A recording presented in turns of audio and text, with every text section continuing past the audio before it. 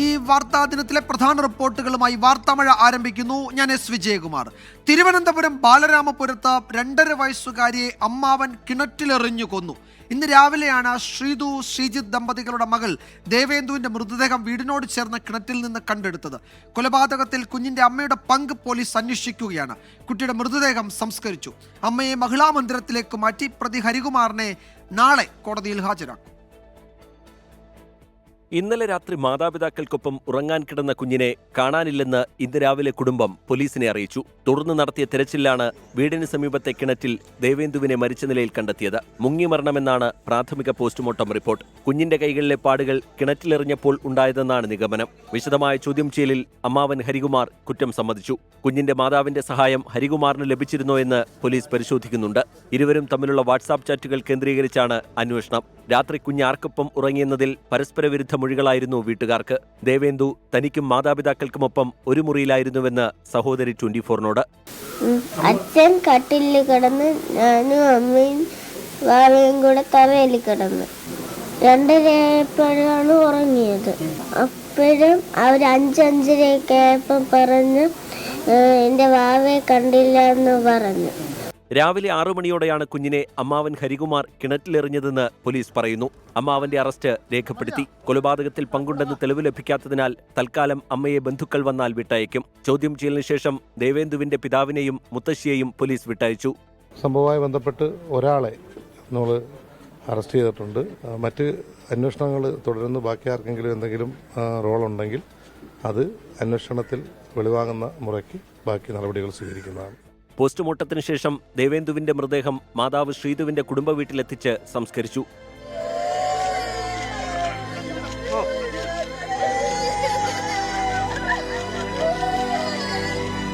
സംസ്കാര ചടങ്ങിൽ പിതാവും മുത്തശ്ശിയും പങ്കെടുത്തു. 24 തിരുവനന്തപുരം. കുട്ടിയുടെ അമ്മാവൻ ഹരികുമാർ കുറ്റമേറ്റ് പറഞ്ഞെങ്കിലും 2.5 വയസ്സുകാരി ദേവേന്ദുവിന്റെ കൊലപാതകത്തിൽ ദുരൂഹതകൾ ബാക്കിയാണ്. കുടുംബാംഗങ്ങളുടെ മൊഴികളിലെ വൈരുദ്ധ്യമടക്കം പലതും ഇനിയും ചുരുളഴിയേണ്ടതുണ്ട്. പോലീസിന്റെ സമർത്ഥമായ നീക്കങ്ങളാണ് മണിക്കൂറുകൾക്കുള്ളിൽ മരണം കൊലപാതകമെന്ന സ്ഥിരീകരണത്തിലേക്ക് എത്തിച്ചത്. കുഞ്ഞിന്റെ മൃതദേഹം കണ്ടെടുത്തതിന് പിന്നാലെ പോലീസിന് സംശയം കുടുംബാംഗങ്ങൾക്ക് നേരെ. പോലീസിനുണ്ടായ സംശയത്തിന് പല കാരണങ്ങൾ.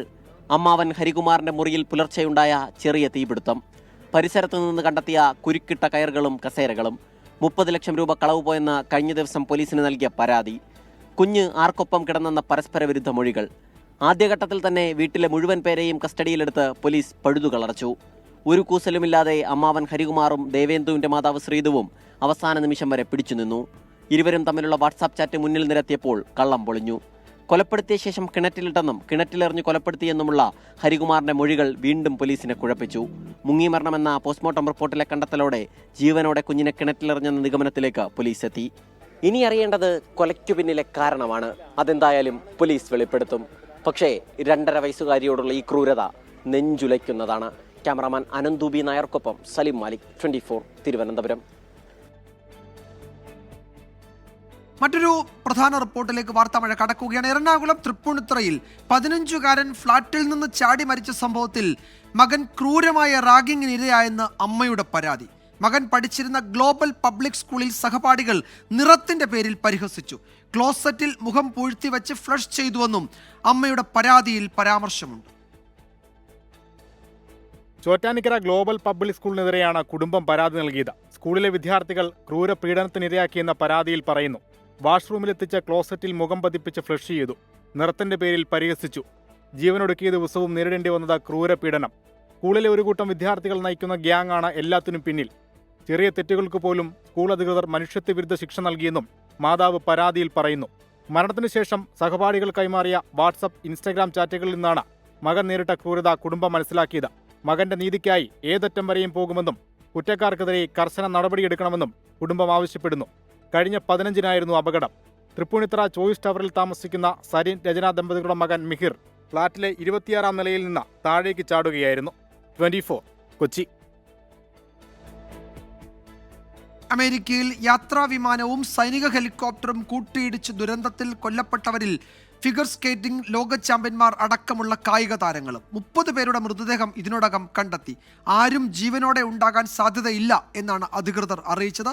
പ്രസിഡന്റ് ഡൊണാൾഡ് ട്രംപ് രാജ്യത്തെ അഭിസംബോധന ചെയ്യും. അമേരിക്കൻ ഫിഗർ സ്കേറ്റിംഗ് താരങ്ങളും പരിശീലകരും കുടുംബാംഗങ്ങളും വിമാനത്തിലുണ്ടായിരുന്നതായി US ഫിഗർ സ്കേറ്റിംഗ് അതോറിറ്റി വ്യക്തമാക്കി. 15 സ്കേറ്റിംഗ് താരങ്ങളാണ് വിമാനത്തിലുണ്ടായിരുന്നത്. ഇതിൽ 2 പേർ റഷ്യൻ താരങ്ങളാണ്. മുൻ ലോക ചാമ്പ്യന്മാരായ യെവ്ഗനിയ ഷിസ്കോവ, വാഡിം നൗമോവ് എന്നിവരും അപകടത്തിൽ കൊല്ലപ്പെട്ടു. ദമ്പതികളായ ഇവർ 1994 ലോക ചാമ്പ്യന്മാരായത്. കെൻസസിലെ നാഷണൽ ഡെവലപ്മെന്റ് ക്യാമ്പിൽ പങ്കെടുത്ത് മടങ്ങുകയായിരുന്നു താരങ്ങൾ.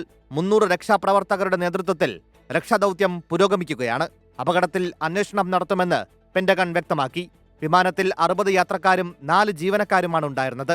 സൈനിക ഹെലികോപ്റ്ററിൽ 3 സൈനികരും ഉണ്ടായിരുന്നു. റീഗൻ വിമാനത്താവളത്തിന്റെ 33-ാം റൺവേയിലേക്ക് അടുക്കുകയായിരുന്നു വിമാനം. ഒഴിവാക്കാനാകുമായിരുന്ന ദുരന്തമായിരുന്നുവെന്ന് അമേരിക്കൻ പ്രസിഡന്റ് ഡൊണാൾഡ് ട്രംപ് പ്രതികരിച്ചു. International desk 24. പാർലമെന്റിന്റെ ബജറ്റ് സമ്മേളനത്തിന് നാളെ തുടക്കമാകും. രാഷ്ട്രപതി ദ്രൗപദി മുർമു ഇരുസഭകളുടെയും സംയുക്ത സമ്മേളനത്തെ അഭിസംബോധന ചെയ്യും. ശനിയാഴ്ച കേന്ദ്ര ധനമന്ത്രി നിർമ്മല സീതാരാമൻ ബജറ്റ് അവതരിപ്പിക്കും. 2 ഘട്ടങ്ങളായാണ് പാർലമെന്റിന്റെ ബജറ്റ് സമ്മേളനം. നാളെ രാവിലെ 11 മണിക്ക് രാഷ്ട്രപതി ദ്രൗപദി മുർമു ലോക്സഭാ ചേംബറിൽ സംയുക്ത സമ്മേളനത്തെ അഭിസംബോധന ചെയ്യുന്നതോടെ ബജറ്റ് സമ്മേളനത്തിന് ഔപചാരിക തുടക്കമാകും.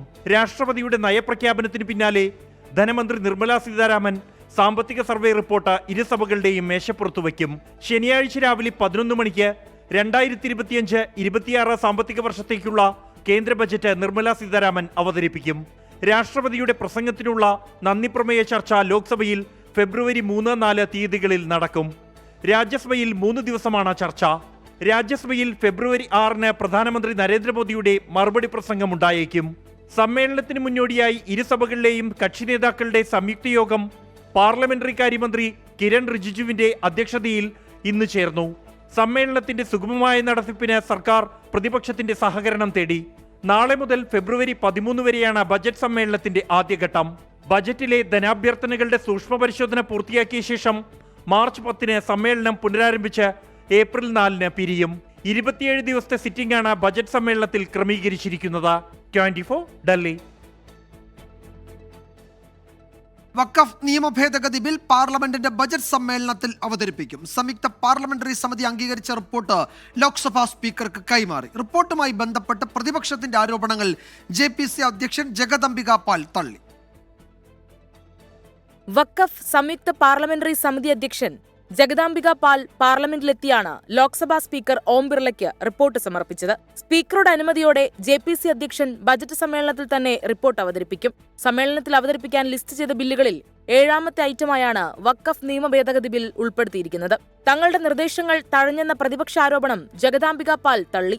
നടപടിക്രമങ്ങൾ പാലിച്ചാണ് റിപ്പോർട്ടിന് അംഗീകാരം നൽകിയതെന്നും വിശദീകരണം. 14 വ്യവസ്ഥകളിലെ ഭേദഗതികളോടെയാണ് വഖഫ് സംയുക്ത പാർലമെന്ററി സമിതി റിപ്പോർട്ടിന് അംഗീകാരം നൽകിയത്. വിവാദ വ്യവസ്ഥകളിൽ ബഹുഭൂരിഭാഗവും റിപ്പോർട്ടിൽ നിലനിർത്തിയതായാണ് വിവരം. 44 ഭേദഗതികൾ പ്രതിപക്ഷം നിർദ്ദേശിച്ചെങ്കിലും വോട്ടെടുപ്പിൽ ഭൂരിപക്ഷം ലഭിക്കാത്തതിനെ തുടർന്ന് തള്ളിയിരുന്നു. വിനീത VG 24 ഡൽഹി.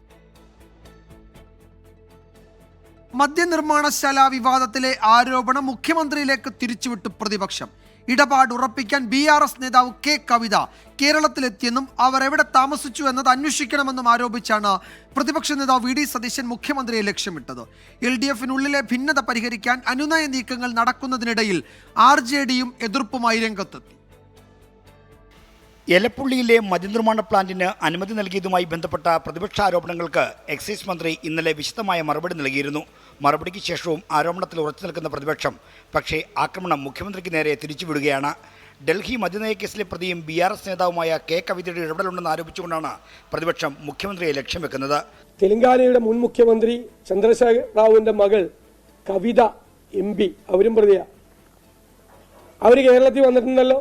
ഈ ഒയാസിസ് മദ്യ കമ്പനിക്ക് വേണ്ടിയിട്ടാണ് അവർ കേരളത്തിൽ വന്നതും കേരളത്തിലെ ആളുകളുമായിട്ടും സംസാരിച്ചത്, ഗവൺമെന്റുമായിട്ട് സംസാരിച്ചത്. സ്പിരിറ്റ് ലോബിയുമായി കൂടിക്കാഴ്ച നടത്തിയെന്ന എക്സൈസ് മന്ത്രിയുടെ ആരോപണം നിഷേധിച്ച മുൻ പ്രതിപക്ഷ നേതാവ് രമേശ് ചെന്നിത്തലയും മദ്യനിർമ്മാണ പ്ലാന്റിലെ അഴിമതി ആരോപണം ആവർത്തിക്കുകയാണ്. ഇതാരും അറിയാതെ ഇത്ര തിടുക്കത്തിൽ ഒയാസിസ് പ്രൈവറ്റ് ലിമിറ്റഡ് എന്ന ഡൽഹി മദ്യനയ കേസിൽപ്പെട്ട ഒരു കമ്പനിക്ക് മന്ത്രിസഭാ തീരുമാനം എടുത്തത് വഴി വൻ അഴിമതിയാണ് കേരളത്തിൽ ഉണ്ടായിരിക്കുന്നത്. CPIക്ക് പിന്നാലെ മദ്യനിർമ്മാണ പ്ലാന്റിനെതിരെ രംഗത്ത് വന്ന ജനതാദൾ-എസിനെ LDF നേതൃത്വം ഇന്നലെ അനുമതി നീക്കത്തിലൂടെ പിന്തിരിപ്പിച്ചിരുന്നു. എന്നാൽ ഇന്ന് RJD കൂടി എതിർപ്പ് പ്രകടിപ്പിച്ചത് മുന്നണിക്ക് പുതിയ തലവേദനയായിരിക്കുകയാണ്. എക്സൈസ് പോളിസി LDFിൽ വെക്കാതെ നേരെ മന്ത്രിസഭയിലേക്ക് കൊണ്ടുപോവുകയും മന്ത്രിതലത്തിൽ തീരുമാനമെടുക്കുകയും ചെയ്തിരിക്കുകയാണ്. ഇത് ശരിയായ നടപടിയല്ല. പദ്ധതി എതിർക്കുന്ന CPI കൂടി അനുനയിപ്പിക്കാനാണ് CPIഎമ്മിന്റെ ശ്രമം. 24 തിരുവനന്തപുരം.